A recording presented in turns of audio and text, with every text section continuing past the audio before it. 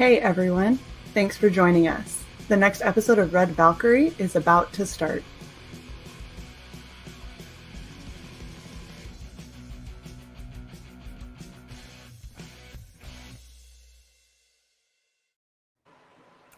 Hello, everybody, and welcome to another episode of Red Valkyrie. I am your host, Shae the Red, feeling very pale today. And I am here with the absolutely amazing Art Thibert. How are you doing, sir? I'm doing good. I'm doing very good. And you look very ready for some vengeance, ready for some justice, some black and white justice. Absolutely. I was super bummed when this happened the first time and I missed out on it. It was very depressing for me. So I'm really happy that you decided to do a second chance campaign. Thank goodness. So I actually got in on this as soon as I could. My pleasure. And I am so flattered that you spent all that time dressing up like my character White, Whitney Sung, aka White, aka Shae, aka Red Valkyrie. There's just a lot of AKs in there. There's a lot of AKs, yes. You know how it goes. So I don't know if there's anyone left out there who doesn't know what black and white is, because I kind of feel like they definitely should know. But I'm going to go ahead and kick it over to you for your pitch in case anybody's, been out of the loop or whatever. Oh, hold on. Let me address this. Hi, I borrow ideas. So if you saw my post, but I was watching the stream that had Rob and Dan and then you that was all about how to draw comics, right? And listening to them talk about you just got to do art every single day, and you're gonna have good days and bad days. You just got to do it all the time. And I was like, I suck at art, and I kind of wish I was better. So I issued a very public challenge to myself that I was going to produce some kind of art every single day. So people are calling for it already. I'm gonna be honest with you, it's gonna happen later. It's not happening now. This doesn't count as art, despite the fact that I did have to paint my face, so it kind of should. But I'm not gonna I won't count this as art because I'm trying to do more standard art. So but it'll be there later today, ideas, I promise. Okay, I will post it on Twitter and you all will see it. Same for you, Pedro. It'll be on Twitter later today. Well, the thing is, people will be able to track your progress too. So they'll go, this was July, whatever, and then like 3 months from now, they'll be able to look back and go, man, she's getting a lot better. Yeah, hopefully. Or, maybe we should just tell her it was time to stop. well, that's what I think it was. Comic Book Bob was talking about doing something similar, and he's like, you're talking about this. I go, well, there's one way of looking at it, like you're failing publicly, but it's not. If you look at it that way, I mean, that's the worst, most cynical way you could look at it. But you're also giving people a chance, a unique perspective on somebody that is getting better over months, so they can follow your trajectory. And when you're sending stuff to Marvel and DC samples, at least in the old days, editors would keep files on you, and they would actually track your progress. So say, like 6 months ago, I sent it, and I just sent a new, portfolio update, and they can look at it, and they can look back at the, 3 months ago or 6 months ago, and they can start tracking your progress. So, these things do, have merit. They have benefits. If you can get past that, that little bit of embarrassment of showing your stuff maybe before it's ready. I don't care. I really don't. That's what I did yesterday. Good. What are you talking about? It's really good. So the funny thing is I did this yesterday, and then I got issued a second challenge from Cappy. So Mr. Fuckhead himself.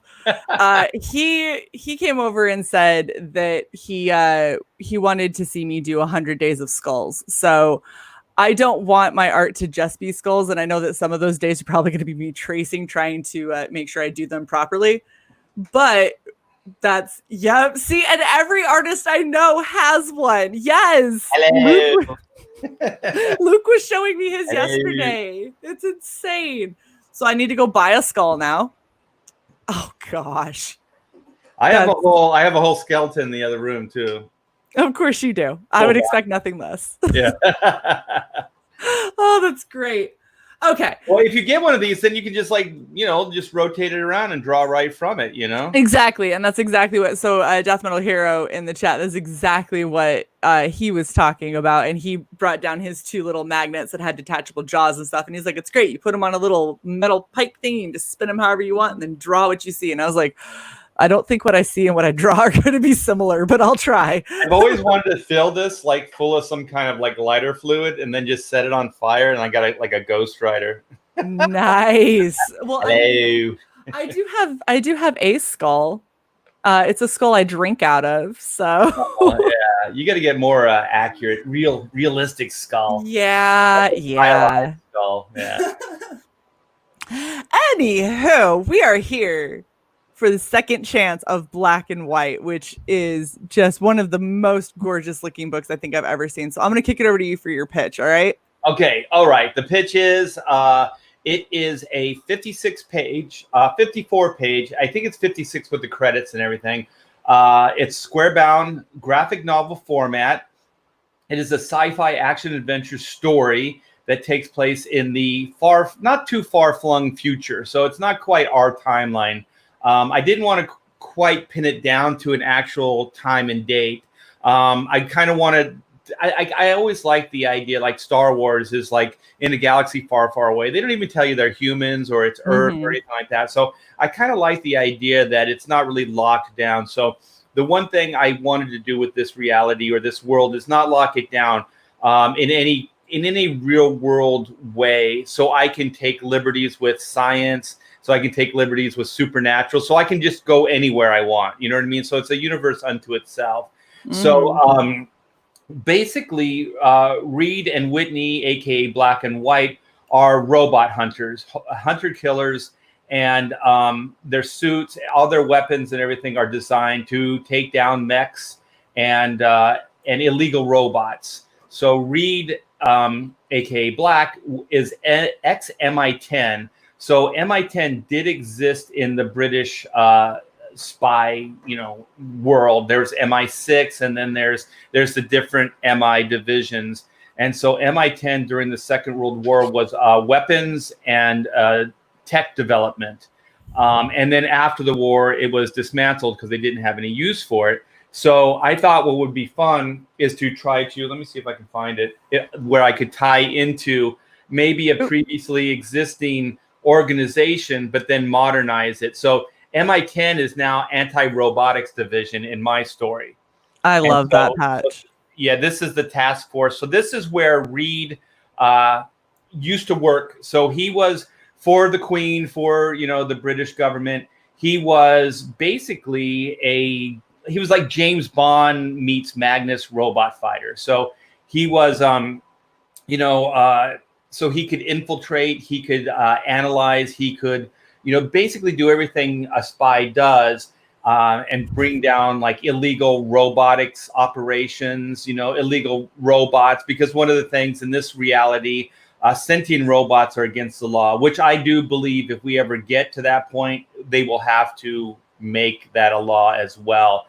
So we call it the Asimov Accords, which is the Isaac Asimov 3 rules of robotics. So that actually our laws are kind of in this world are based on the 3 robotic laws of Asimov. So this world just called it the Asimov Accords, which were signed and basically set the standards for what is legal for robots and what is not as far as development and existence. So they live in a world that is filled with robots. And so I don't want to say too much about the story, but so Reed, his backstory is he became disillusioned with MI10, and he's a really good guy, real straight shooter. He's kind of Steve Rogers, so his morality is unquestionable. And so he got into the spy organization because of his father, because of his lineage, because of his pride in his God and country. But he soon found out that killing without question or killing without conscience and executing orders without question just wasn't his style. And so there's a series of mishaps that lead to that, which aren't in this story, but they are in his backstory. So he became disillusioned. So he's pretty much a retired spy at this point. In the story proper, he's a retired spy. So he's trying to get his crap together. So he's got a business. It's an import-export company. And so he's running that. And that's where he meets White, a.k.a. Well, it's actually Whitney Sung, a.k.a. White. And so she is a brewery heiress in China. And so it's a struggling company, but he feels like with his import-export connections, he can actually, help these people, this small company. And so that's kind of where the story proper is. And then you realize that Whitney has a troubled past. He has a troubled past, but she, in this story proper, you get to see her troubled past. And it comes back to haunt her in the story. And so she just wants vengeance. So Reed comes out of retirement, but not as a spy, not as military, not as a cop, but as a vigilante. So he wants to help her. He sees that she just wants this guy dead. So he wants to help guide her in a way that it won't mess her up psychologically the way he is. You know what I mean? Like he knows that she's headed down a bad path. So he kind of wants to save her from those scars. So he's kind of taking a big brother role for her. Right. So he's trying to guide her in a way that justice can be served, but that she'll, she won't be damaged in the long term. Her psyche, she won't damn herself in the process, basically. So, but what you realize when you're reading the story is, one, she's not a damsel in distress. So with or without him, she would probably be able to do this, but she wouldn't be able to do it in the right way. So he's trying to steer her in the direction that maybe, we can go justice versus vengeance. But in this story, she doesn't want to have anything to do with that. She just wants the guy dead.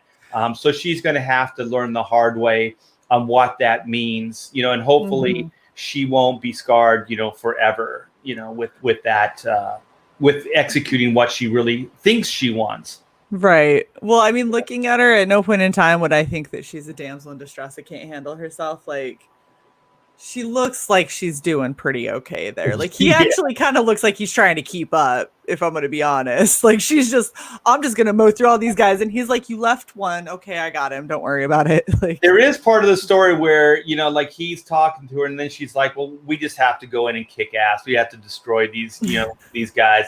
And so, there are going to be moments where her impetuous nature and her more bombastic way of doing things is key. You know what I mean? Because there is a time to act. There is a time to analyze.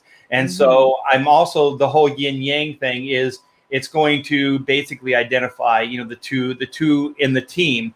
So, it's not always going to be like he shows her how, to do things. But in this story, since she is the one that's a little bit more reckless and he's the wiser in this part of the story, that's kind of how it's going to be focused. But it's not going to be like, it's always his way, because she's going to have some key insight on things and how to handle some of these situations as well. Right.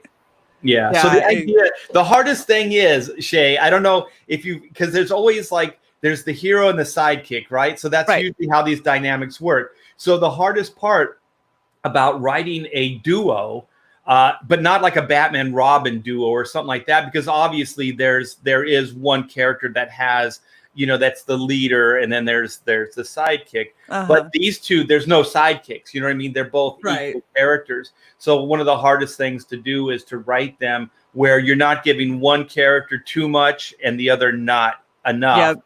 So where each one gets to contribute equally and look just as badass in the story.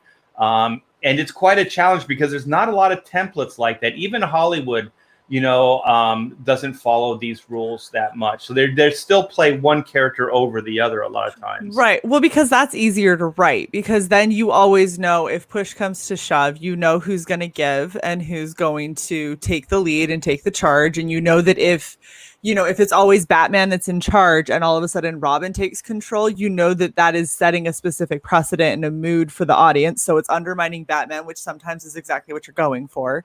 Right. When you do it this way, it's like having two Batmans that don't always see eye to eye. And you got to figure out, how do I make sure that, one of them doesn't get put in the sidecar position. And then on top of that, you did male-female dynamic, which means that you have half of the population that is expecting like, yay, woman power, and the other half that is expecting the woman to be like the cute eye candy that just joins along. And you're trying to say like both of those are wrong. They're equal. Right. And also there's an attraction between the two, underlying everything else to complicate the relationship. I mean, look, she shows up at my house and she's like, hey, what's up? I'd be like, oh my, hi, how are you? Like, I'm not a lesbian, however. Like, you are beautiful. Yeah, thank you. Yeah. You have really gorgeous characters for sure. I love the way that they're designed. It's a bitch and a half if you're a cosplayer. And so for anyone who doesn't know, we were going to do this before we ran into our problem. I was trying to make the actual helmet and I ripped it twice. So I ripped it and then I patched it and then I ripped it again. And I said, screw it. And so I've now painted it on my face, but I'm determined I'm going to make that helmet because that's such a badass design. And I love all of the kind of like claws coming in, but following the feminine features really well. I love it. I think it's really well designed. Oh, thank you. And one of the things about the suits is they can protect, but they also have a slight aura about them. So they have kind of a protective barrier, like a force field, if you will. Mm-hmm. So that's one of the things that I don't want to give too much about the story away, but there is a element, I guess, that they discover, and that the suits are fused with this element. And so one of the things I always thought was cool is John Byrne, when he was working on Superman, because one of the things is like Superman's suit was made, the beginning was made by Martha Kent. Like she just created the suit out of his baby clothes or whatever they were that were sent. That was the original origin. So Byrne was like, well, the suit isn't made out of like super material like he is. He's invincible, he can withstand a bullet, but his his clothing can't. So one of the things that he made up is that if it's skin tight, and also that's why the suit is skin tight, if it's close enough to his skin, that it will be protected, that there's a slight little force field that radiates outside of his body. And so that's why the suit is always bulletproof as well. And I always thought that was a pretty smart and cool idea. And it explains why the suit doesn't get thrashed when he gets, goes through an explosion or whatever. Mm-hmm. And so I think I that always was there in my brain. So when Black and White and the suits, and I wanted to make them unique, that they're fused with this element. And when you read the story, you're kind of going to figure out like what I'm talking about. And so that kind of radiates a little bit of a force field. So it gives them extra protection, and also explains why the helmet is not like a full helmet per se, but it does radiate this force field around protection all around. Yeah. And also because full helmets aren't as cool. Exactly. I wanted to draw her hair, you know what I mean? Because that's right, as you should. This wig does not do justice to her amazing locks. I would need 2 more of these, and I'd have to sew Wes in to try and get enough volume. She's got hair that every woman dreams that they have, and none of us do, and we hate women who have it because it makes. And then you'd bad. have to have a fan, right? You'd have a fan. I have a hair blowing all over the place. Enough. I would have to have like a huge fan that was just everywhere. It'd be great. And then do it all slow motion so it looks really sexy. See, so you realize that you're making something that now is going to have to exist somewhere at some point, right? Yeah. I have to figure out how to do this Did you hear what I said? I said, let's do this, meaning you need to do this. Uh-huh. Uh-huh. Let's make this happen, Shae. Yeah, I'm military. I know exactly what that sounds great. Let's do it. I know exactly what that means. Every time I have a good idea and they go, that sounds wonderful. And I go, damn it, I'm doing this, aren't I? Yeah, the finger gets pointed right at you. Yeah. You know, it's okay. It's okay. So we did have a couple of questions I wanted to get to before they disappear. Okay. I love Q&A. Gelth wants to know, does the Vampirella perk come with a copy of Black and White? But sadly it does not. But you can add the Capullo book when you check out. So that's the only book that's an add-on. So if you bought the Vampirella book, you could add on the Capullo book.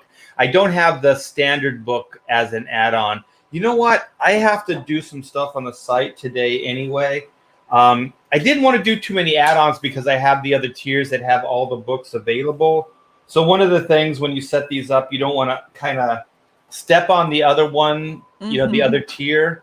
But I'll talk to my wife about making the standard a checkout item. Yeah, I think that'd be kind of cool too, for sure. Yeah, because I do believe that the Grey Capullo Virgin variant is the only book you can get to add on to your order. But that is the story. It's just a different cover. So it is the story. It's just a Capullo cover versus my cover. Gotcha. Yeah. Ideas wanted to know about the Black and White animated series that you're working on. Oh my gosh. I wish I could tell more. I wish I could say more. Yeah, but so I signed a deal. It was last month to bring Black and White to the small animated screen. So I'm working with an animation company and we're developing Black and White as an animated cartoon right now. So we're working on the Bible. There is talk about partnering with Titmouse on the animation side of it. So this is legit. The people that are behind this, I wish I could start saying names, but it's too early for that.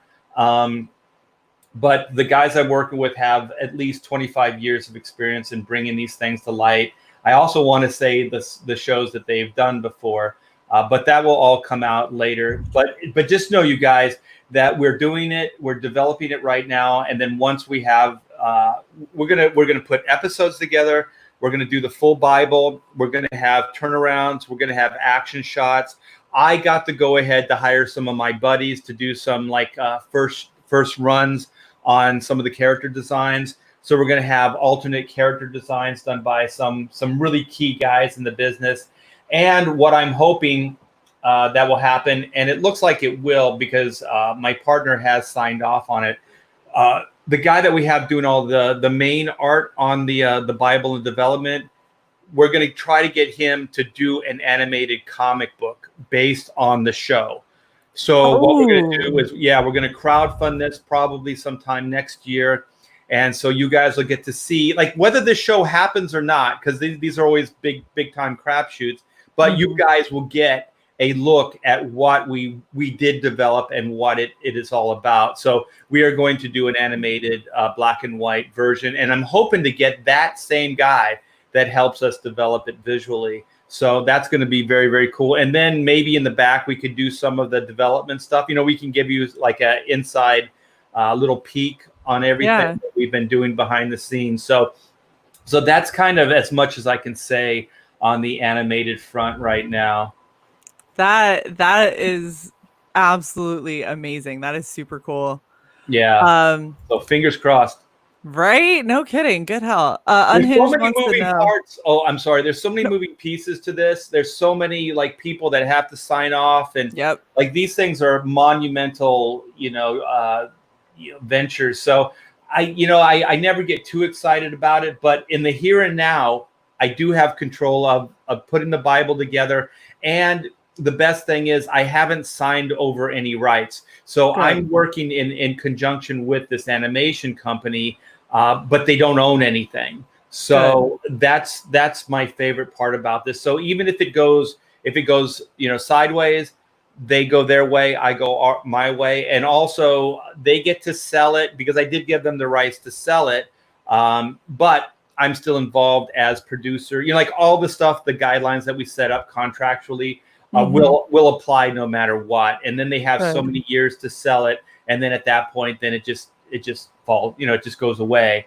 So I'm pretty covered that way. But as soon as we sell it to a network, that's all going to go away, and hopefully they'll honor our agreement with each other, and we'll get producer credits and stuff like that, and still be involved with the show. But we'll find out. That's a bridge we'll have to cross when we get there. It's always the nerve-wracking part. Is you're like, well, hopefully the whatever company that we're selling it to doesn't totally screw us all over. Right, and hopefully they want to purchase it as it is, because we're going to give them a self-contained show. You know what I mean? Like, we're developing the show, so hopefully they're just going to buy it. You know what I mean? They're not going to go, oh, well, we want this change, that change, and whatever. So that's kind of the hopes, and we'll see. Death Metal Hero wants to do a voice for it, and honestly, if you end up taking voice actors from CG, I'm throwing my name in the hat. I have no idea who you'd have me do, but I don't know. When you do the intro, Shae, you sound very sultry. So ooh, I could do that. Yeah. You let me know. We do have a femme fatale character, so it's funny because there's one thing that I always wanted to do with the white characters. I don't want to overly.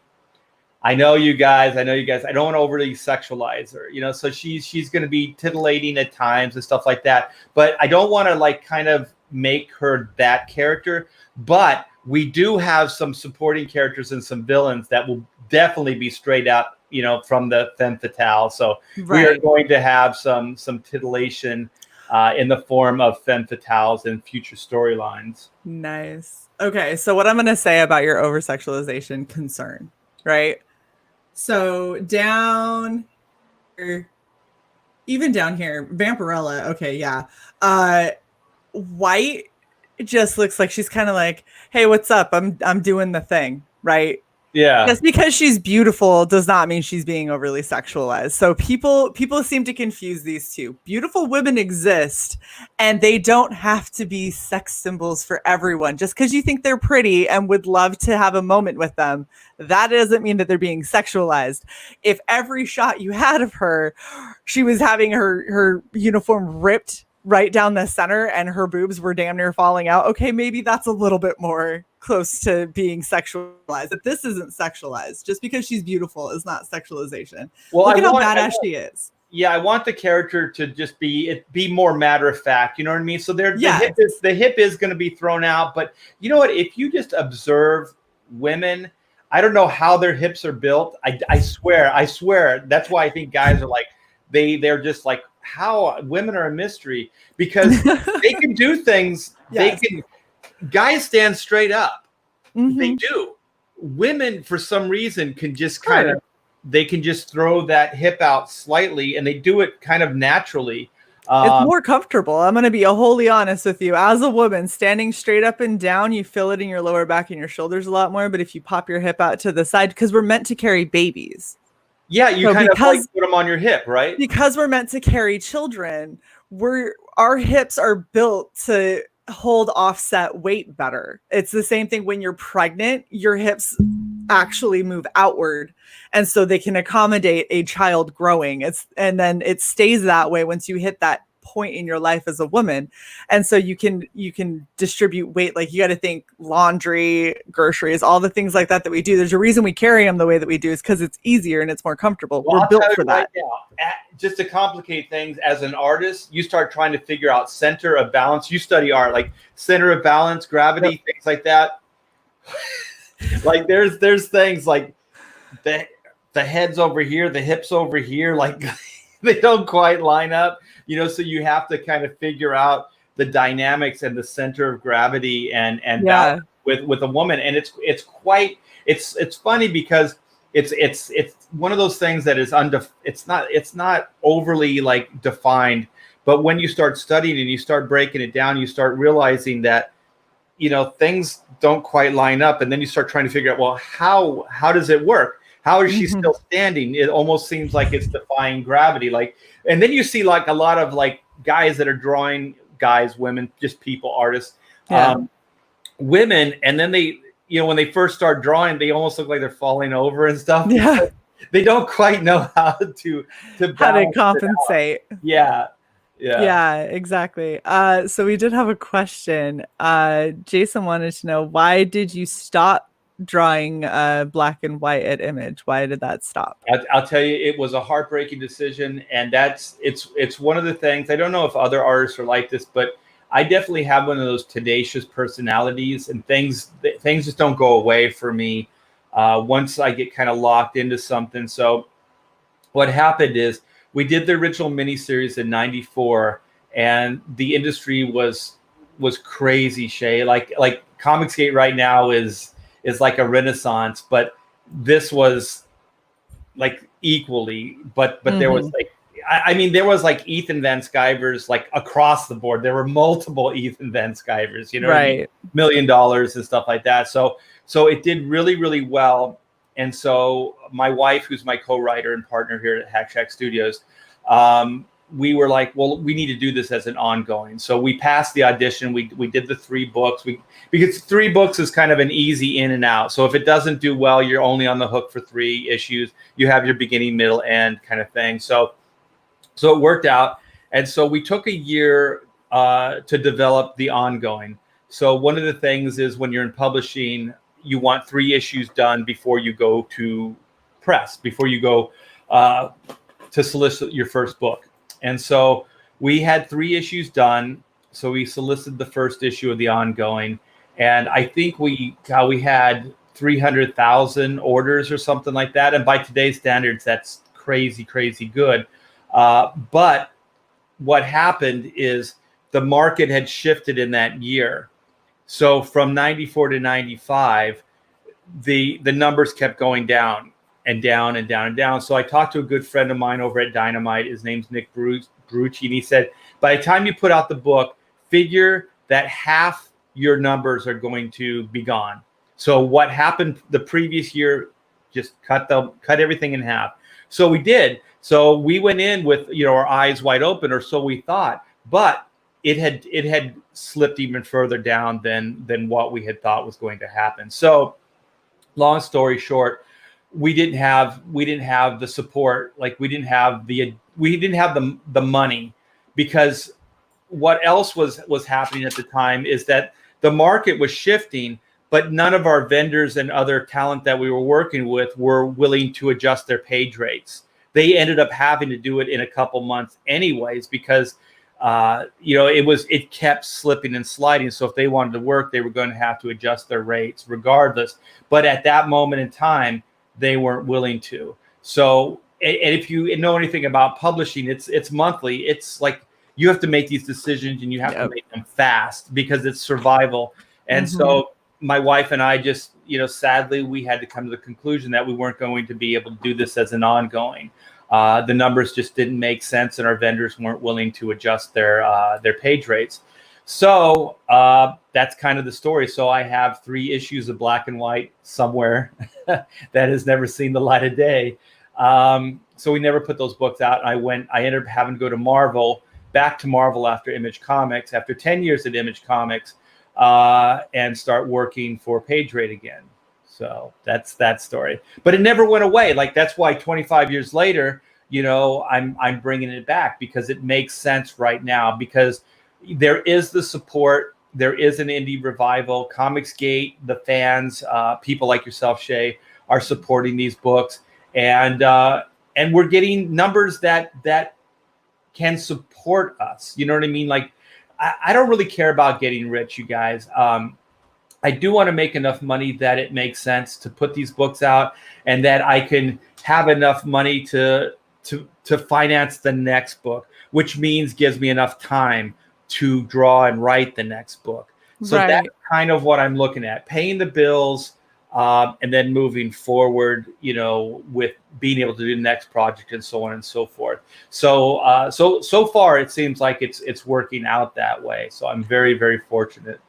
Well, I mean, you had a massive outcry to bring it back because you didn't leave it in demand. So if that doesn't tell you how much you're loved within this community, I really don't know what will, because when it's got to at least feel good from a creator standpoint for you to be like, here's my thing, I hope you like it, and then you hit funding and you're like, oh my gosh, you guys actually liked it, and then you take it down, everyone goes, why the hell did you take it down? Like, I didn't get my paycheck yet, I missed out on it, I really wanted exactly. Oh my gosh, there's like a legitimate demand. Like, it's not just friends and family. You can't just say it's people being nice. Like, now people are messaging you saying, Art, can I just send you money and you send me one? And it's like, all right, I can't do this for what you got 391 people right now. It's like, all right, we should probably just do a second chance campaign. Yeah, because we thought about it. We thought about it because at first, like the first couple people that were messaging us were like, okay, well, let's see if we can work it out through PayPal. Yep. But then we were inundated, and then it did. I messaged you about it at one point. And then because we were, my wife mainly was in fulfillment on that same campaign, so it just became too complicated to do, and it didn't make sense. So then we told ourselves we'll do a second chance once we fulfilled that campaign and all the other stuff. But then as everybody was getting their books, it just kept building. You know what I mean? More people were, how do I get this book? Why did you stop? All that. But to be honest and realistic, when we did the second chance campaign, which is up right now and live, I thought what we did in 24 hours, I thought would be the entire campaign. You know what I mean? Like, I did not think that it was going to light up the way it has. And I'm so lucky and I'm so blessed that it has, because once again, the dollars to me mean time. So when I see a certain amount of numbers, those dollar numbers, they just mean time to me. They don't mean like, oh, I'm going to go buy a car or something. You know what I mean? It's always like, now I have time to, make more comic books. Well, so if we look at where you're sitting at, you are almost at the 25K mark, which is amazing. You are also almost at 400 backers, which is 9 backers away. 9 backers away, which is phenomenal. And honestly, you got 10 days left. I feel like you're at a minimum, you're going to hit that 400 for sure. Oh yeah, hopefully. I want to have you go through your tiers so people kind of know what they can get, because we've done this slightly out of order, but it's just so natural talking with you. This is how this goes every time you're on the show, is we don't follow the format exactly, because screw it, it's fun, right? Well, I hope I'm not throwing a monkey wrench into the whole works here. No, you're good. Look, so this is what I love is, when our channel started, we were very regimented because we had a lot of people who are uncomfortable talking, who don't know how to pitch, who are unsure of if what they did was correct or not, and people who had no idea who I was, or who Sai was, and nobody wanted to be like, yeah, I'm not going to go chill on this channel and ask questions. And so we had specific format to try and help make the more organic experience. We're finally hitting a point where people understand, they come to my channel, they're going to get a one-on-one experience with the creator. You have questions, this is the channel to ask them, because I'm not so big it's going to get buried like it does in Ethan's or Dan's streams. I literally read every single one that comes through. Like my top chat and my live chat, that's the same chat. there is no difference between the two. I like hanging with the chat. Like I do the just Q&A episodes. Well, I just flip on the camera, and then I don't have anything prepared, and I just read the chat, and I love it. Yeah. And the chats that we have bumping around here are some of the best ever. I love the guys that come and hang out in Red Valkyrie's chat all the time. You guys are amazing.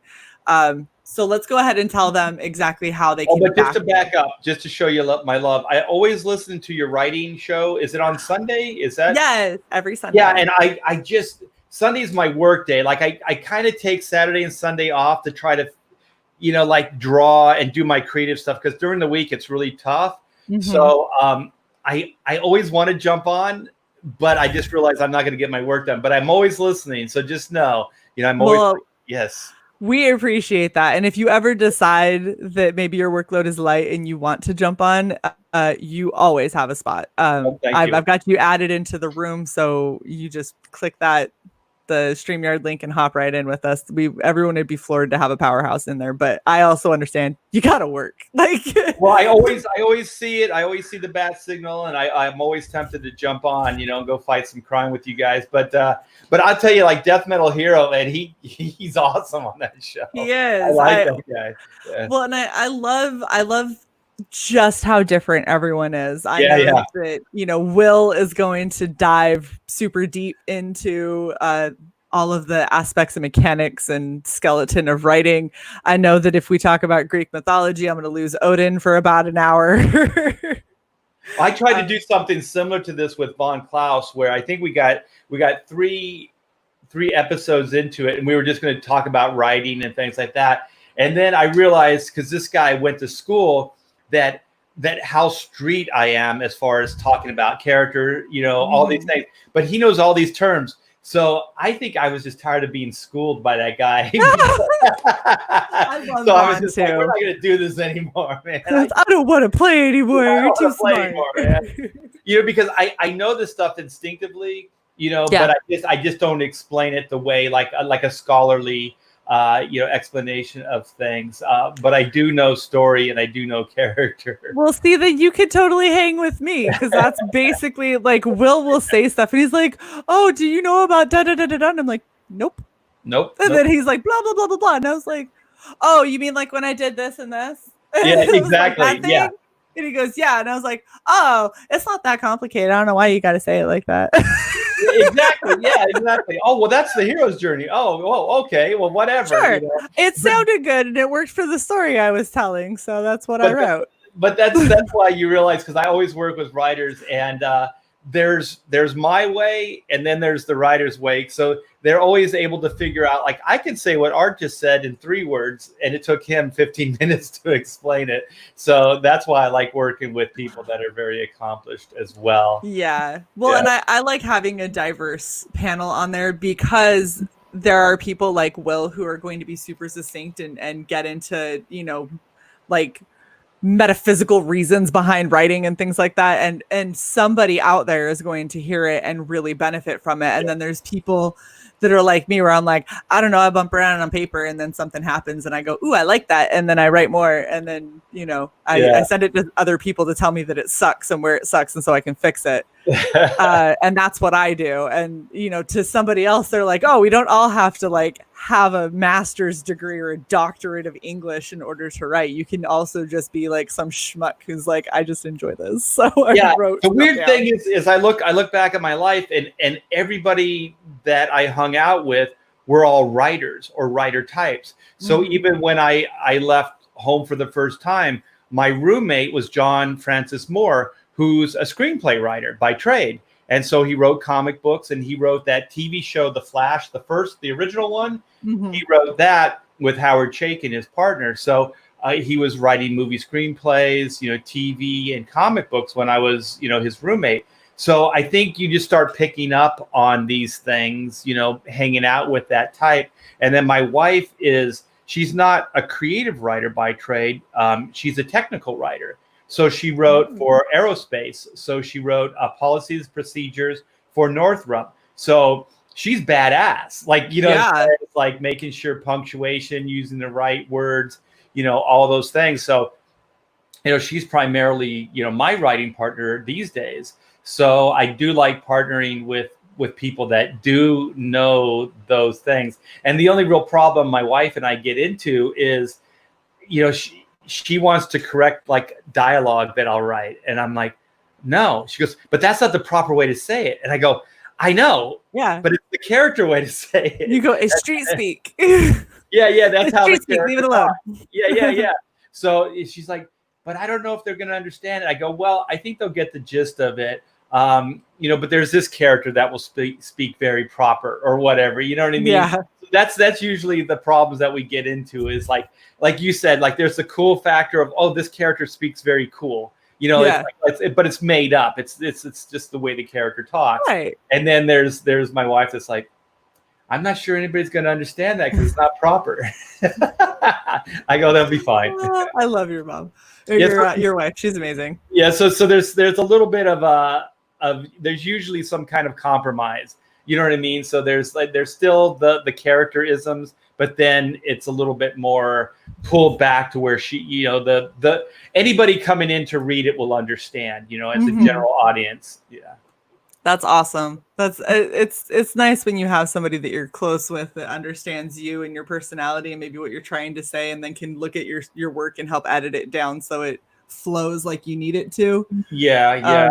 And she's real good. She's like, this doesn't make any sense, Art. And it's like, it makes perfect sense to me. Like, I know what you're trying to say. You didn't say it though. That's exactly. Not what you said. You said something else. It was not this. It wasn't what you wanted to say though. Yes. That happens to me all the time. Yeah. So we have the featured tier, which is all the books, all 3 of the books. So you get the standard, that's my cover. You get the Greg Capullo cover. You get the Vampirilla 25th year anniversary for Black and White and the 50th anniversary for Vampirilla. So we did a commemorative cover. That's issue 1 of Vampirilla, the interiors. The cover is just the commemorative. And so then this tier comes with the oversized 36 by 24 inch poster.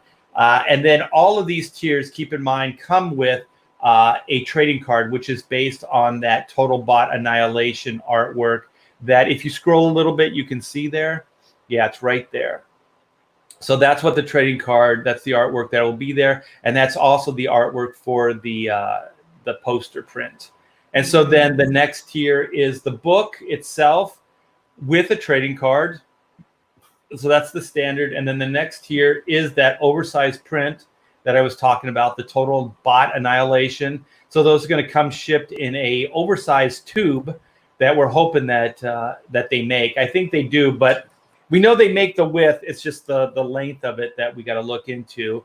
And so then the next tier is that commemorative cover, 25 years for Black and White, 50 years for Vampirilla. She doesn't look a day over, like, say, 1920.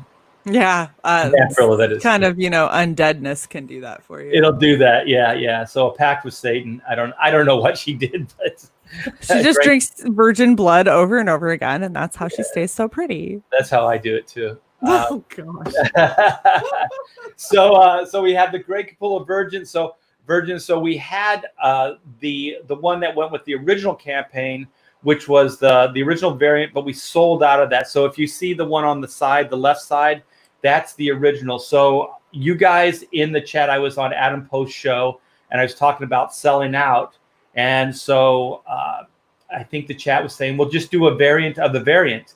And so then I think Vilnid said, do a virgin version of it. And so that's what we did. So we have the Greg Capullo Virgin variant of the variant.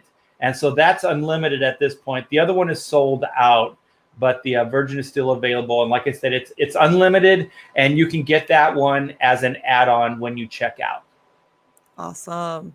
And then the next tier is the drawing tier. So I would like to do a drawing for you guys. And so this one, it's not in the book. It's on Bristol board, and it's all pen and ink. There's brushwork done on it. It's a really, really nice looking piece that I'll draw up for you guys. And you can get that as an add-on as well. So you can get it here in the tier. This comes with a book and a trading card, but you can add it to any of your orders. So if you got the Vampirilla cover, you could add, that artwork to that as well. Wow. That is awesome. Thanks. And then we have the original art pages from 94, the original run. So I haven't made these pages available for 25 years. So, these are pretty rare occasions that I'm putting these up for sale. So there's 3 pages in there now. And these are like entry-level pricing. So they're kind of non-black and white pages, but I wanted to do some at a more entry-level price, because usually, like original pages, can go from $500 to $1,000 on these Indiegogos. So I wanted to do something that's a little bit more entry level to give everybody access to some original art. That one right there is a little bit more. That's $550, but that has black and white on the page. So that's an example of what I'm talking about. Yeah. So character pages are a little bit more. And then we have, if you scroll back the other way, we have, keep going right there. We have the campaign goodies. So these are all the original stretch goal goodies that we compiled that you can purchase now. So you can get the 3-button set, you can get the 2 embroidered patches, you can get the trading card, you can get the mini print, the double-sided bookmark, and we had a sticker, but we sold out of the sticker. So we have a new sticker that's 3x3, I think. It's a lot bigger, and it's of that total bot annihilation artwork.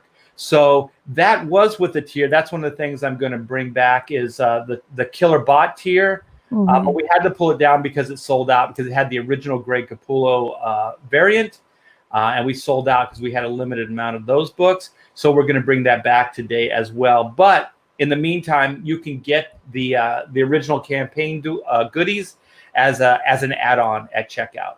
Nice. That's very cool. Yeah. I definitely did that because, patches. Well, you were also saying, and I've been thinking about it because we got a lot of the trading cards of just doing the trading cards at checkout. Yeah. That I think would be another really cool thing to have, where I like the idea of being able to kind of create your own tier because of the stuff that you can add on to. I do understand people, having like what you've got. Some people have this where it's just a swag tier and they'll just leave that as a tier by itself. Yeah. And I totally understand that.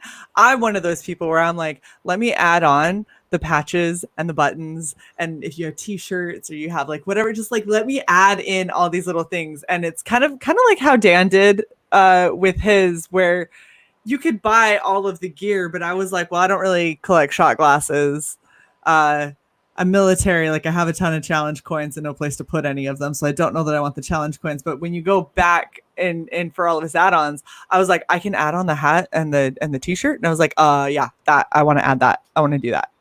So yeah, you can customize. And this is a fairly new feature. So yes. This is the first campaign I've done that with. So I'm still trying to figure those things out, because the biggest problem when you create these is that you want to create tiers that don't overshadow others, and that don't I kind of like take away from the other one. So each tier feels unique and different.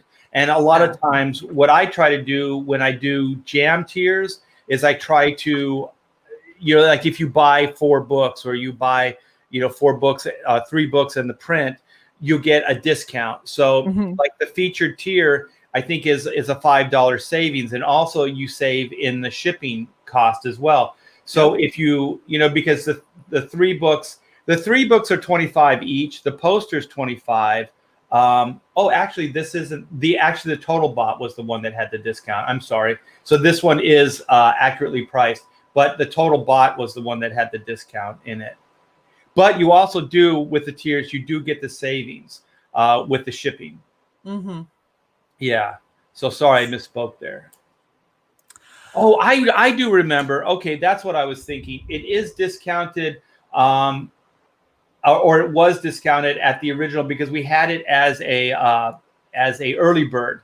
So we had the original Capullo. That's what I was thinking. We had the original Capullo. Yeah. So the original featured tier was higher. So I was right, but kind of wrong at the same time. It's okay. It's a lot to keep up on. It is a lot to keep up on. Honestly, this is absolutely gorgeous. So when these 10 days are up, is that it, or are you going to leave this in demand? At this point in time, it is up. So you got 10 days left, everyone. Yeah, because we want to kind of get in and get out, so we can start fulfilling, and so we can start working on the follow-up, which is volume 2 of Black and White. So that's the plan. Exciting. At this point. Yeah. So we were originally hoping for the end of this summer to do volume 2, but it's starting to look more like it'll be the fall. Okay. That we'll do volume 2, the follow-up, the conclusion to the epic storyline. Absolutely. That is super fucking awesome. I love I'm sorry, it's just the way that you have her drawn. Like, she's just so pretty. Oh, you guys too. Oh, thank you. We have I have a proof sheet here for all, like, not only the Chrono Mechanics cards, Yes. Oh, I saw this. I just want to show you guys that we also, like the black and white cards, Oh gosh, are at the printer. So these are like the printer's mock-ups or proofs. oh So wow. we should be getting these back soon. So as soon as we get these black and white cards, we are going to start fulfilling the campaign, because the book is done. Like we have, yeah. So as soon as we get those cards back, we will start sending out the books to everybody. So that's another good thing about the second chance, is that everything's done. I mean, you know, all the Scroll stuff is done. I got my trading card over here. The trading cards are all done. Mm-hmm. You know, the patches. The patches are done. I love the patches. Yeah, so it's all good. Yeah, it's all good. And excuse me, the sticker is at the printers as well, the black and white sticker. Mm-hmm. So the only thing that we don't have being manufactured right now is the poster print and the second chance variant virgin cover. So we kind of need a print amount for that. So we need to wait to see what, you know, what the backer number is going to be before we place our orders. So that's why we haven't ordered those yet. So with the stickers, we just want a bunch of stickers. So we made 1,000. Worst case scenario, you just pop them in anytime somebody buys anything from you. It's like, have a sticker. And if I go to a convention, this CG Con, I'll just start throwing them out like Frisbees, you know. I love it. And people can start sticking them on their laptops and things. Yeah. So that's the plan. Oh my gosh, I was thinking about the trading cards now, and I am in full like trading card manufacturer mode, because each one of those cards I showed you, what are there? There's 3, 6. I think there was 9 there. So there's 9, and then there's a trading card set with the Chrono campaign. That's another 10. So that's 19 cards, and we have 1,000 of each card being made. So that's 19,000 cards that we're going to have here. So yeah, it just becomes, you know what I mean? Like all of a sudden you're like, we're making trading cards now. You know what I mean? Like, right. Yeah, when did this happen? Yeah, you just kind of step into it. You're just like, oh, well, let's just add some trading cards to the campaign. And then when you start ordering them, you realize, well, that's 1,000 for that one card. So now there's like 19 cards all in all with the 2 campaigns. That's 19,000 cards. That's hilarious. That's honestly, I got the really cool, I've actually got it on my jacket that's right here. So I went and I got a badass Red Valkyrie patch made up. Oh my gosh, that's awesome. This is probably the prettiest patch I think I've ever seen. They did sublimation dye in the background, so it has the right gradient, and you can see it. Like if you look here and then you look up in the corner right there, it's identical. How the hell did they make that? That's embroidered? Yeah, so it's 75% embroidered, and it is, the background is sublimation dye to get the gradient. I have a very, very good connection with Patches, and he does phenomenal work. They also send you proofs multiple times to make sure that you're happy with everything. They do stuff that is full color. So if you ever wanted to do, say, your characters as Patches, like that is actually a possibility with this company. Wow. I am going to be hitting you up later. Yeah. That's awesome. And also like the wings, I saw detail in the wings. Is that painted in there or is that stitched as well? That's stitched. It's all stitched. Oh. So they stitched individual feathers in these wings. And when I was talking to him, because that's a 15-inch patch. That's a huge patch. That's a big patch. Yeah. I was talking to him about making a smaller version. And I was like, how small do you think you could go and still retain most of that detail? And he goes, we could probably get down to 5. So now Shae is looking at investing in Red Valkyrie to buy 2 300 5-inch patches of our logo that I would then turn around and sell for anyone who's interested. But I I just want to throw a little plug out there. If you are looking for somebody who is very good at doing patches, it is a smaller company and they do amazing work. So I highly, highly recommend them. It's custompatchesonline.com. The guy I talked to, his name is Tony. You tell him that Shae from Red Valkyrie sent you over, and he should be giving you a little bit of a discount according to what he said to me. But yeah, they're great people, and it's a phenomenal company. I'm writing this down now, .com. I'll send you the link as well, so it's easy. Yeah, we just got these back. We have a local manufacturer. Oh, you did them. Hold up. So we got the chrono patches. Oh, they look so good. Yeah, so one of the things we did learn with the black and white Team 9.2 of I'm sorry, the oh my gosh, MI10 Robotics Division patch is that it would have worked out better as a bigger patch just because it has a lot of detail. So we had to kind of like simplify this a little bit just so they could get it into the patch, but they still did a great job with all the little details.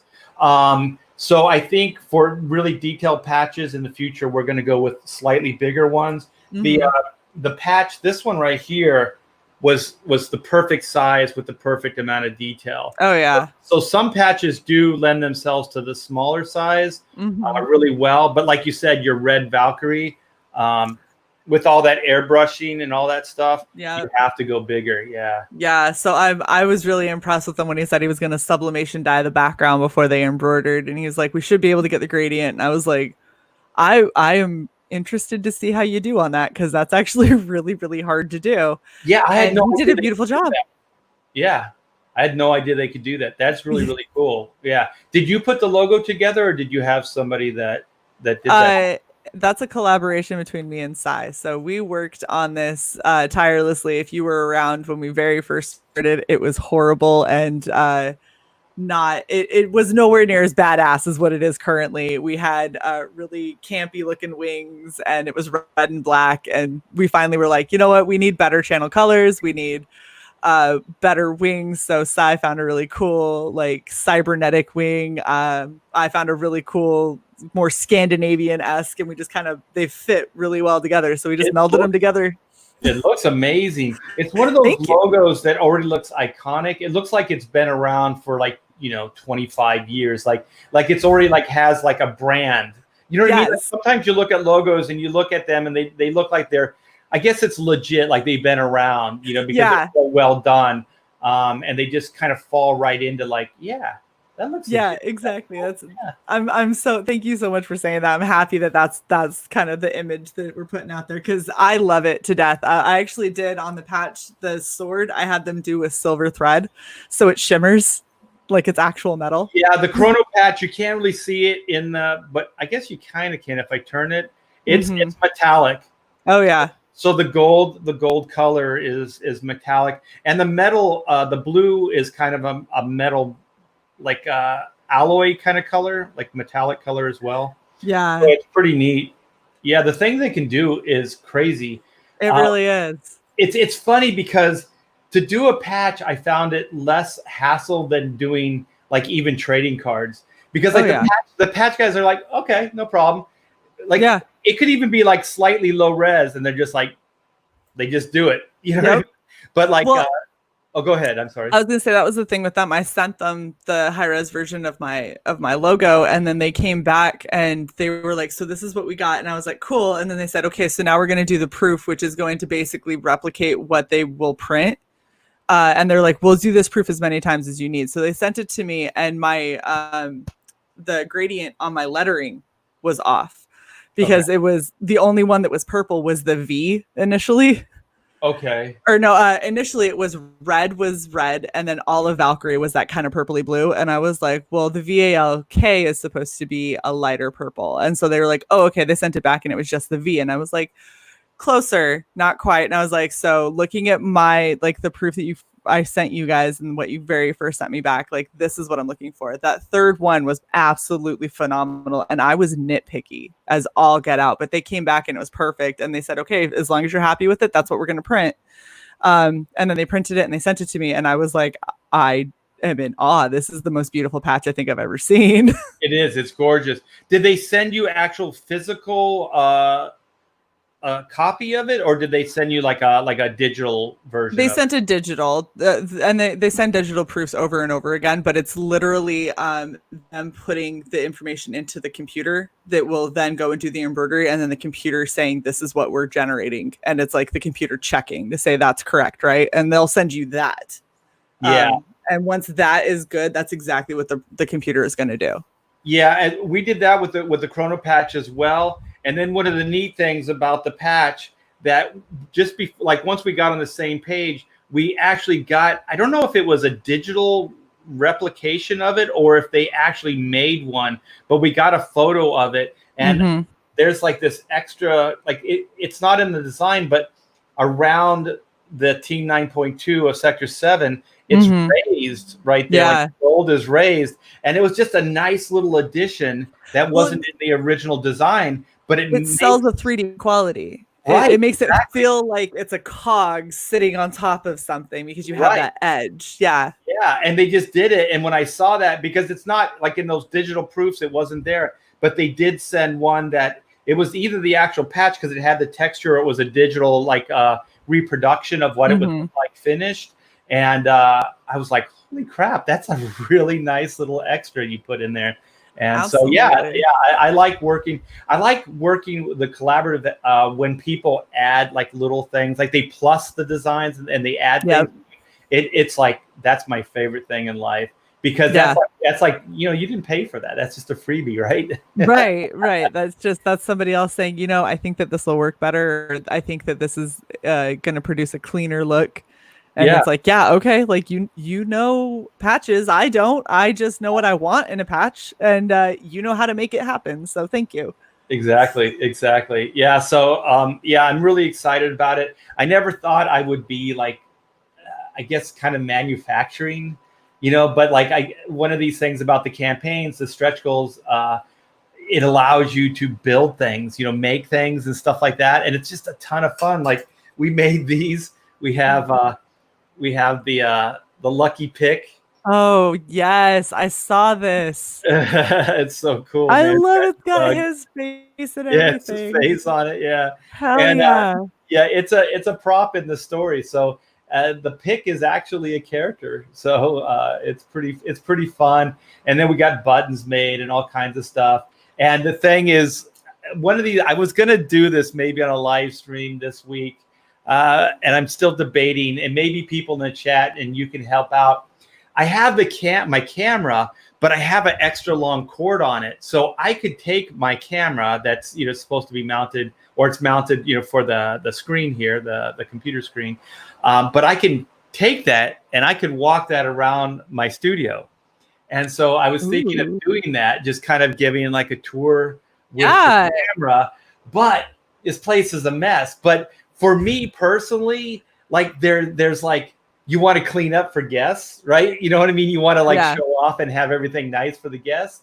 But on the other side, I kind of like people's studios messed up, because there's always something that you're kind of not supposed to see that you end up seeing. You know what I mean? Like there's a stack of like prototype somethings over in the corner or something like that. Yeah. So I don't know, maybe in your chat that you guys can figure it out. Like, should I clean up the studio, or should I just do it as is right now? Do it as is, dude, for real. I think it'd be great. Oh, are we doing it right now? Let's do it right now. I was thinking I'll give you like a little, let me do it here first, and then I'll turn it around. Wait, I do have to move one thing though. No. Yeah. Okay, No. let me turn off some light, because that side of the room's a little dark. Okay, so let me see. Okay, so you can't see me, and let me click this, and all right, there we go. Okay, nice. So this is behind my camera and my computer screen. So wow. Yeah, so right there, that's all the guitar picks and buttons. Oh my gosh. All those boxes right there are just full of prints for my website. And that FedEx bag right there, that's full of those patches. Oh, nice. Patches. And so the Spider-Man Captain Action stuff, I designed the boxes for those. Oh, cool. And then, of course, there's Catwoman. And then there's my shelf right here. Oh, my goodness. Yeah, so then there's down the hall. Oh, there's Doug, the statue. Ah, that is such a cool statue. Yeah, it's a maquette that was made for the animation. Well, this is actually working out. And so this is my view from the drawing board. So there's my bookshelf. There's the TV. There's a lamp. I think it's as far as I can go without, I don't showing stupid stuff like lamps, wires, all that other stuff. Oh, that was so cool. Yeah. That was awesome. Yeah. So you got a view into the studio here. So it is a mess right now. And so if you keep going over, then it's the entire bookshelf. So it's all my books and my reference material, the TV set. But I also on my drawing board, I have a crane. So I attach my camera to it. So when I draw, I can have the camera come straight down.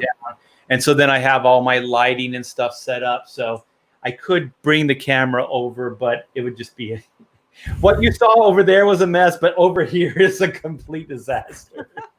Oh, you're never seeing my office if that's a mess. Well, you got that great green screen up there, so there's a reason I have a green screen. Yeah, so I can hide a multitude of sins there. Yeah. Yes. So my problem is I'm in a very compact space and I'm trying to go through stuff, but I cosplay. So because I cosplay, I have a lot of random shit. Like on my desk right now, there's goggles, there's a neck thing, there's gloves, there's spikes, there's a hat, a wig, another wig, another wig. Another wig, a helmet. It's everywhere. I have a wig story. Are you guys sitting down? I had a roommate. If you've ever been to Las Vegas, I think it's in is it Circus?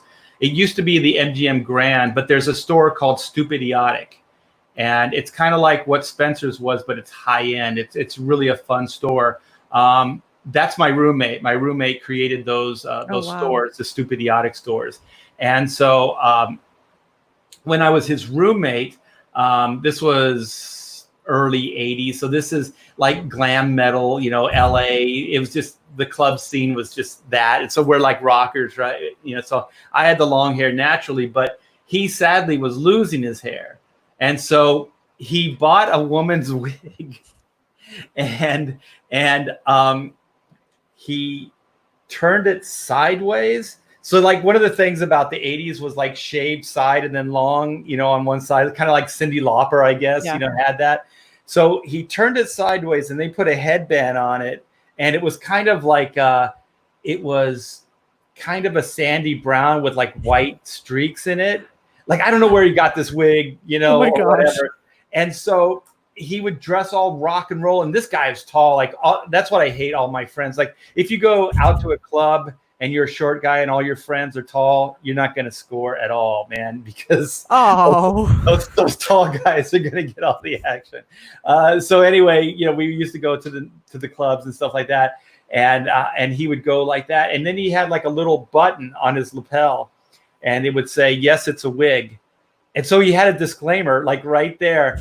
And I kid you not, man, he would 9 times out of 10, he would go home and it wouldn't be alone.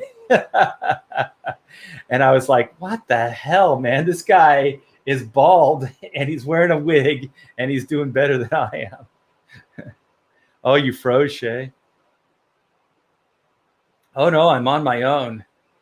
Yeah, go back black and white. It's live right now on Indiegogo. We have 10 days left. We're going long, going strong. I'm going to keep talking until Shae gets back. So what about Shae's wig? Look at that. That's pretty awesome. Yeah. She's awesome. She is so good at what she does. So much support. She's back. There she is. My internet. I pay for super high speed internet and it just drops on me all the time. It's so frustrating. And this is the thanks I get. Virtue internet. Horrible. One day Yeah. I will have internet that won't constantly drop out. I don't know when that day will come because all of these service providers suck, but I will find one. I've been very, very lucky. And I don't know how or why, because I'm a boomer, but somehow I'm not trying to jinx this, but my camera, my audio, everything's working pretty good. Nice. My internet, yeah. All right. We had one other question that we didn't get to because we got a studio tour, which was amazing. I Borrow Ideas wanted to know, is Art, aka is Pam, going to fulfill both campaigns at the same time? Yeah, she's going to take this on. And what we were hoping, and we're still hoping, is to get these trading cards, the black and white trading cards, back soon so she can get a jump on that campaign before we get the books back, the Chrono books back. And so the second campaign, let me see if I can find this. This is the Chrono mechanic. So we got the proofs back from the printer where we just found out, here's the spine here. Nice. We just found out that, and if you've been watching my show, there's a little bit of a saturation problem with the color. And we thought that it was because these are digitally printed versus offset, which will be the final version. But what happened is the files that were uploaded to the printer, we found out are RGB and not CMYK. Mm-hmm. And so this is now the new delay. So the new delay is that all the files had to be converted. They were converted last night from Jeff Eckelberry, who's the letterer on Chrono Mechanics. He did black and white as well. And he handles all the, I guess, to get the files ready for the printer, because I have no idea about any of that stuff. And so he took care of that problem, sent it. It's amazing how things can get all the way to this point.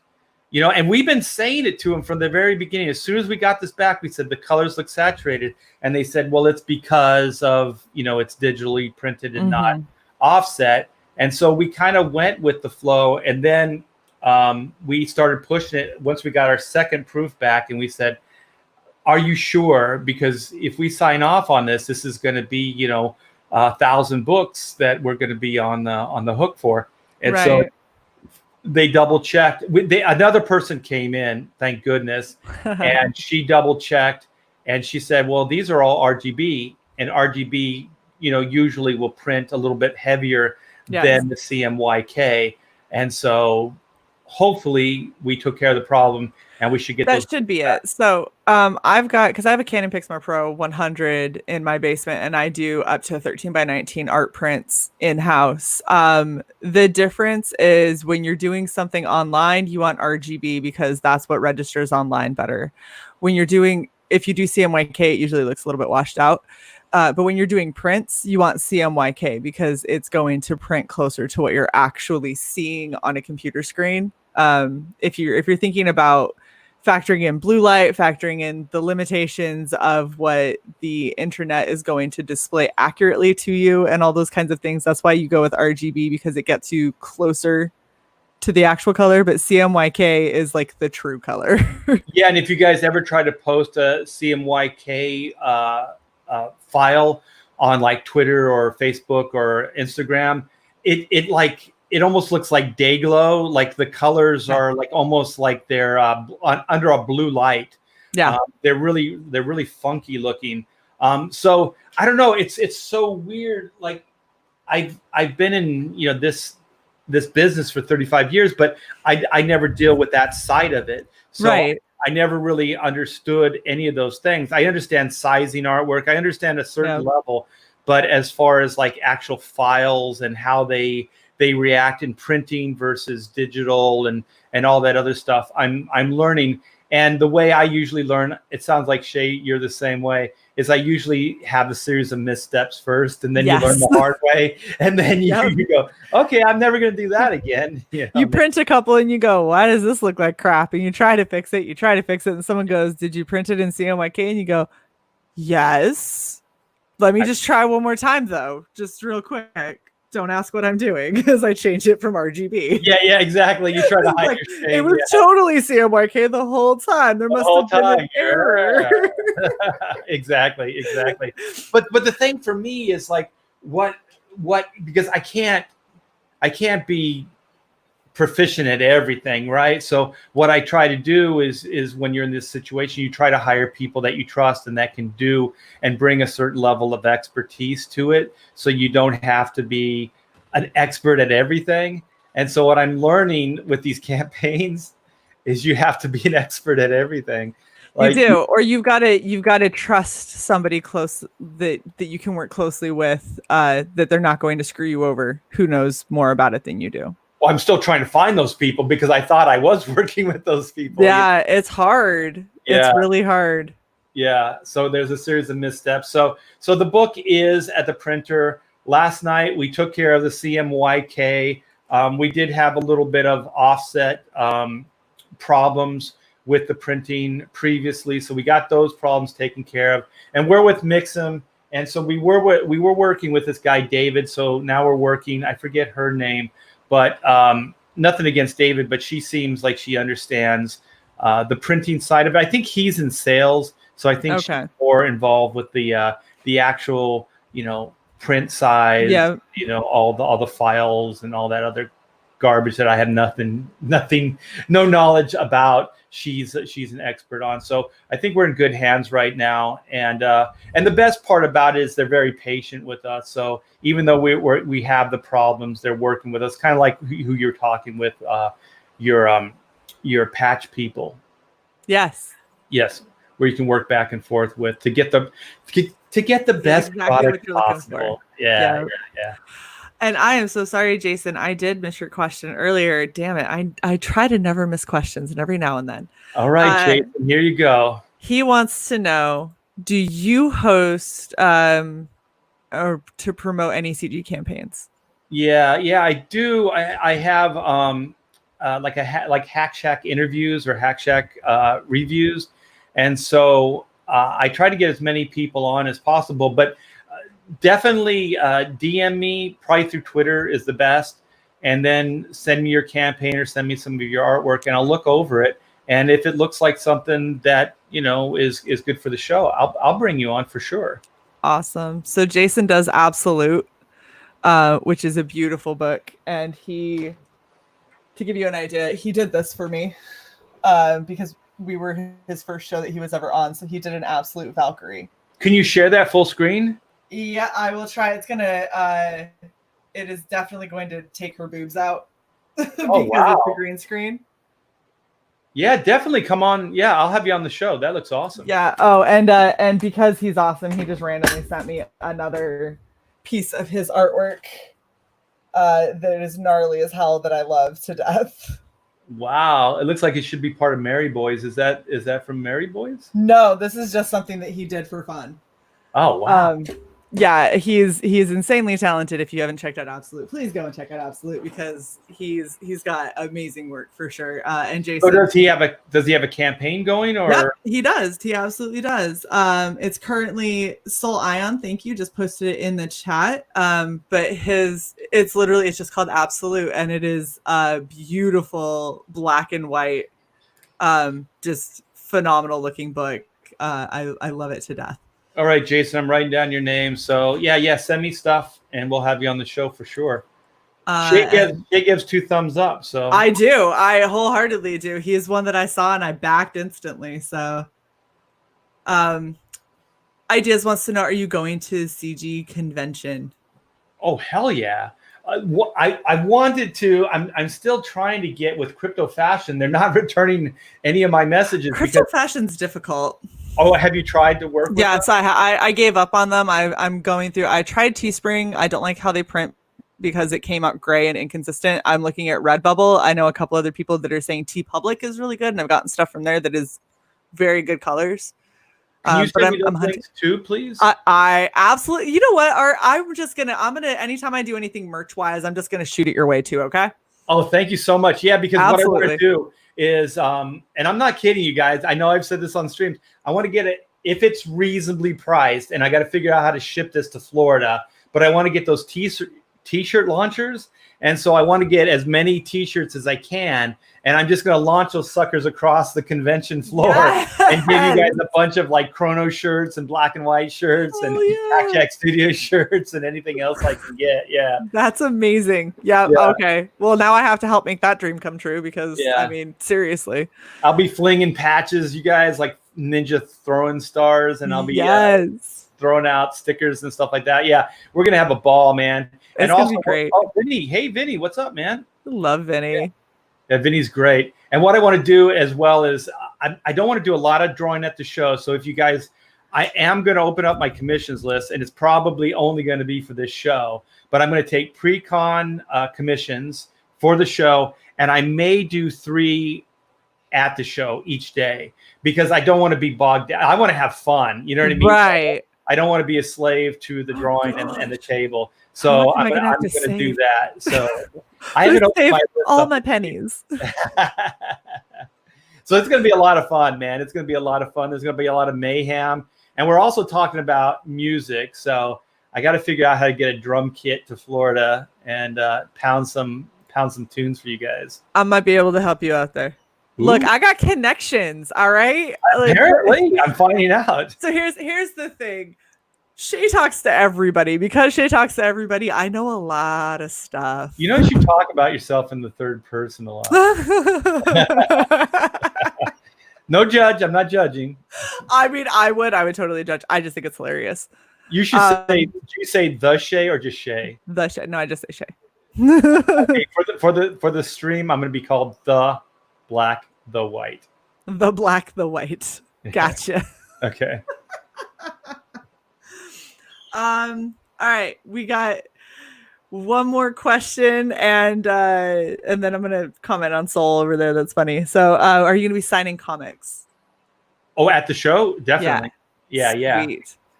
And this makes me laugh. Soul Ion says I need to make this as a shirt because I say it often on my show. The Red Valkyrie shirt, or so I've actually got a couple different things of merch. There's a few things that I need to make specific for that gear towards the show that harken back, like we're gonna talk offline. That's one of the things I say all the time, and so I need that to be a new shirt that I'm gonna have to make up. But we've got a couple of cool things. We're trying to partner with as many indie artists as we can to just do their version of me and their version of Sai, and then we put them together. So we'll have one of Sai, one of me, and one of us together, and our logo on the back, and then we split profits with the artist 50-50. Oh, cool. That'll be awesome. Yeah. So I know you're busy, but if you're ever interested, you just let me know. If things slow down here, for sure. Right. Never happening. You are going to be kept busy for a very long time, so you make a great product. It seems like what's happening for sure. Absolutely, man. That's what happens when you make a really beautiful product. Well, thank you. All right. So do you have any parting shots you would like to give to the chat? We have to encourage Shae to keep drawing. Yeah, that skull was very nice. Yeah, every day. Progress. Every day. Post on Twitter. Yeah, it's gonna seem painful at first, but it'll pay off. Oh, it'll be very painful at first, but it will eventually get good. Or we'll just realize that maybe Shae just does what this is. I don't know. We'll figure it out. We'll see what happens. Who knows? You have to get. I mean, you do it every day. You have to get better, right? You would hope. I did eventually when I was in high school, but it took a real long time, and I went from the benchmark of at least you didn't draw the baby on a fur rug, because that's what I tried to draw my very first piece, and it was so bad. The eyes were totally off kilter. His forehead was too big on one side. He had a chicken wing and a ham hock. I don't know what he was on, but that was not a fur rug. It was terrible. It was to the point that my professor used to use it as a benchmark for people when they were getting down on their art, because it was just a running joke to make him feel better. Yeah, at least you're not this, right? Yeah, it's fine. She literally posted it up, and when somebody would be like, "Oh, it sucks," and she goes, "Look at the wall," and I'd be like, oh, It's not baby on a rug. Come on, guys. It's better than that. That's horrible. What a mean man. It was a woman, and she asked my permission first because I was like, I don't know what I drew, but this isn't art. This is just bad. So, and she was like, do you mind? I went, nope, not at all, because I feel like I could probably do a little better than that. Yeah. Oh my gosh, that's still bad though. If you can't laugh at yourself, then really, like, what can you do? Like, I understand. I'm crafty and I like art. I'm really bad with hand-eye coordination and understanding like perspective and anatomy. I'm terrible at it. So those things can be learned. I mean, yes, those they things can definitely be learned. You know, because a lot of that you said is almost like mathematics. So when you learn the rules, you know, they can be memorized rules. You know, like this equals this, that kind of thing. And then it's just a matter of executing them. And then, like you said, eye hand, you know, that where you teach yourself to you understand it intellectually, but then you have to learn how to then to bring it down practically. And I know a lot of artists that aren't like, I guess what you would call natural talents, and that have taught themselves, and they know, I mean, they could tell you everything about perspective. They could tell you everything about anatomy beyond what I could.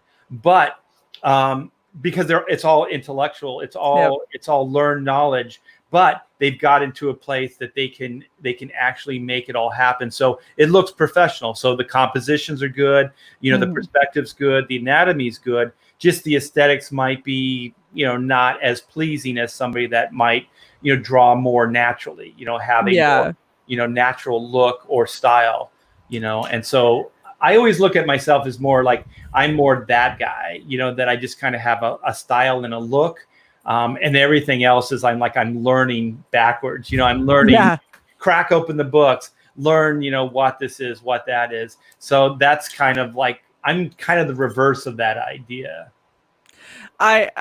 You know, I'm not trying to set out to be the next art Thibert, Vinny or Rob or Dan, because y'all are absolutely amazing. But I would like to be able to draw something that I see in my head at least somewhat accurately, just like a little bit close to what I saw in my head. That'd be great. And so that's why I decided, you know, screw it. I've been saying stuff like this for years and I never act on it. So I'm going to finally act on it, because what is it going to hurt? It can't possibly hurt. So yeah, do it. I mean, if you have fun doing it, that's the most. I do. Yeah. That's, and the second it stops being fun will probably be when I stop drawing, but you know, it's also not my livelihood. So yeah, as far as parting shot, realist, you know, like being real for a minute. Yeah. Just please, back Black and White, go check it out. We have 10 more days with it. And once it's done, it's done. Yep. And then we're going to go right into volume 2 of Black and White and finish up that storyline. And Chrono Mechanics is still in demand right now. And we are going to close down some of the stretch goals. So definitely the golden ticket, the golden time card stretch goal is coming down. And the movie script, the 112-page script PDF is coming down, just because we got to simplify the campaign a little bit. For Pamela, because she's going to be fulfilling both those campaigns, so we got to take some of the stuff off of the things to do list. Yeah, absolutely. Well, I want to say thank you so much, Art, for hanging out with me. It has been an absolute blast, an hour and a half, and it doesn't even feel like that happened. It feels like it was, you know, a blink of an eye.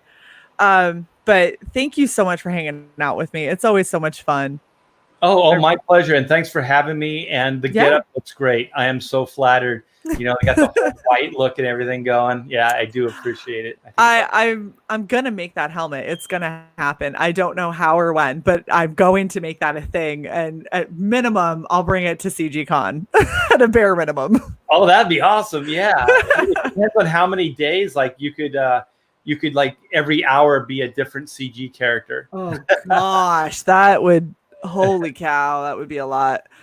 Come by everybody's booth, get a photo op, and then move on. Right. And be like, all right, I got to go change to my 15th costume today. So I'll see you later. we're hoping that we can get a booth to broadcast from. My dog found another bottle. Oh, she's the worst. Oh, that would be awesome. So you can do live like remotes from the show. We're hoping for it. We're working on trying to make that a reality. I'm sorry about my dog. She's very excited. She found a bottle that she's not supposed to have. So I want to thank everyone in the chat for coming and hanging out. You guys were amazing. Thank you so much. I loved all of your questions, your interaction. You guys are the reason that I do this show, and you make this fun for me. And I'm pretty sure you make it fun for Art too. Definitely. And please go back Black Flag second or Black and White second chance because it is an absolutely amazing looking book, and it's something that you definitely don't want to miss out on. You only got 10 more days and then it's done. So make sure that you go and get that. 10 days and counting down. And I do want to thank all your people in the chat. I want to thank you again. And thanks to everybody that has supported my channel, my YouTube channel, and both of these campaigns, Black and White and Chrono Mechanics. You guys are the best. And I would not be here without your support. So thank you guys again. Absolutely. Thank you guys so much. Please make sure on your way out, you like, share, and hit that subscribe button with that little bell. We are getting so close to our 1,000 subscribers, and I am so, so grateful. I've got some really cool things in store. I'm trying to work with some pretty awesome people to give you guys a really cool giveaway that I'm hoping I can make come to fruition. It's going to depend. All the people that I want to work with have such stringent schedules. I'm going to see if I can guilt some of them into doing some stuff for me anyway. Well, how about those patches? You could do the patches. Those might very well be part of it for sure. So please get us to that 1K, and so I can make some really awesome stuff happen. And thank you guys so much for hanging out with us. We will catch you all next time. See you later. Take care.